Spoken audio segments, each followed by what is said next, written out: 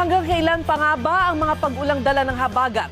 Alamin po natin live mula sa Pag-asa, ibandila mo, Miguel Dumawal. Miguel?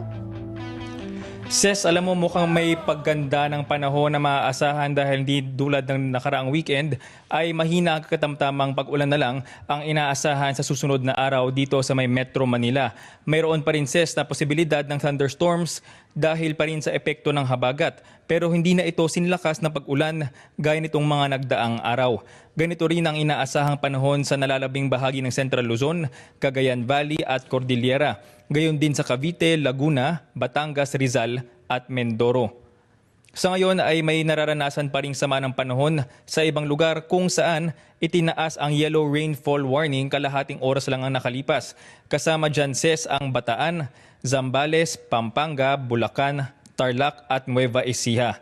Kaya sa mga kapamilya natin na bumabiyahe sa mga lugar na ito, magdala po ng payong, kapote at iba pang proteksyon laban sa ulan at posibleng pagbaha. Pinag-iingat din, Ses, ang mga residente sa mga lugar na may rainfall warning dahil maaaring magdulot ang buhos ng baha o di kaya landslide. Ito naman sa Metro Manila and most parts of Southern Luzon and Central Luzon and maging sa Ilocos Region ay may mga paminsan-minsan po na pag-ulan, mga light to moderate rains naman po yung asahan natin. Meron pa rin po tayong araw na masusulapan pero yun po magkakaulan pa rin po mga light to moderate. In the next 24 to 48 hours po magiging low pressure pa rin po naman siya. Sa ngayon po at sa mga susunod na araw hindi naman po siya magiging bagyo.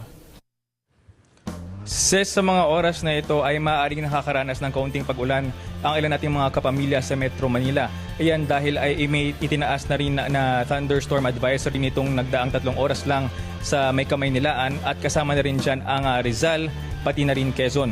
Samantala, ibinaba naman, Ses, ngayong alas 11 lang ng gabi ang lahat ng thunderstorm advisory sa Mindanao. Ses? Maraming salamat, Miguel Dumawal.